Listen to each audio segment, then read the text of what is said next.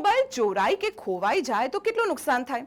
આ સવાલનો જવાબ વિચારવા બેસીએ તો પરસેવો છૂટી જાય. કારણ કે આજના ડિજિટલ યુગમાં લોકોના તમામ મહત્વના ડેટા, બેન્કિંગ ડિટેલ્સ કે પછી પર્સનલ ઇન્ફોર્મેશન ફોન સાથે જોડાયેલી છે.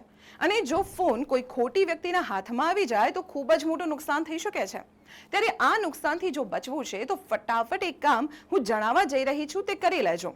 જો તમારો ફોન ખોવાય કે ચોરાઈ જાય તો સૌથી પહેલા તો તમારી બેંકનો કોન્ટેક્ટ કરી તમારા અકાઉન્ટને બ્લોક કરી દો. પોલીસ સ્ટેશનમાં ફરિયાદ કરી દો અને પછી પહોંચી જાઓ સ્ક્રીન પર આપેલી આ વેબસાઇટ પર, જે કેન્દ્ર સરકારના ડિપાર્ટમેન્ટ ઓફ ટેલિકોમ્યુનિકેશન સાથે સીધી જોડાયેલી છે.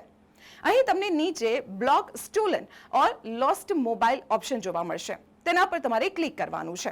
હવે ડિવાઇસ ઇન્ફોર્મેશનનું જે ફોર્મ દેખાય છે તેમાં તમારે મોબાઈલનો IMEI નંબર છે, તેની બ્રાન્ડ, મોડલ અને તેની કિંમત કેટલી છે તે જણાવવાની છે. બીજું કોલમ છે લોસ્ટ ઇન્ફોર્મેશન, એટલે કે કઈ તારીખે કઈ જગ્યાએથી તમારો મોબાઈલ ખોવાયો તેની વિગતો સાથે જ પોલીસ કમ્પ્લેન કરી હોય તો તેની કોપી સબમિટ કરવાની છે. હવે ત્રીજું ફોર્મ છે મોબાઈલ ઓનર પર્સનલ ઇન્ફોર્મેશન. મોબાઈલના માલિકની પર્સનલ ઇન્ફોર્મેશન અહીં તમારે આપવાની છે. ત્યારબાદ OTP સબમિટ કરતાની સાથે જ તમારો ફોન બ્લોક થઈ જશે. કોઈ પણ વ્યક્તિ તે ફોનમાં રહેલા ડેટાનો યુઝ નહીં કરી શકે. આ સાથે જ ફોન ટ્રેસ પણ કરી શકશો.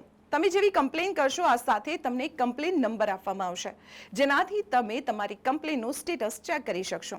આવી જ રીતે આ સાઇટ પરથી 42 લાખથી વધુ ફોન બ્લોક કરવામાં આવ્યા છે અને તેમાંથી 26 લાખથી વધુ ફોનને ટ્રેસ પણ કરી લેવાયા છે.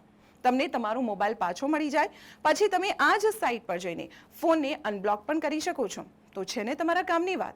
આવી જ મહત્વપૂર્ણ ઇન્ફોર્મેશન માટે જોડાયેલા રહો સંદેશ ડિજિટલ સાથે.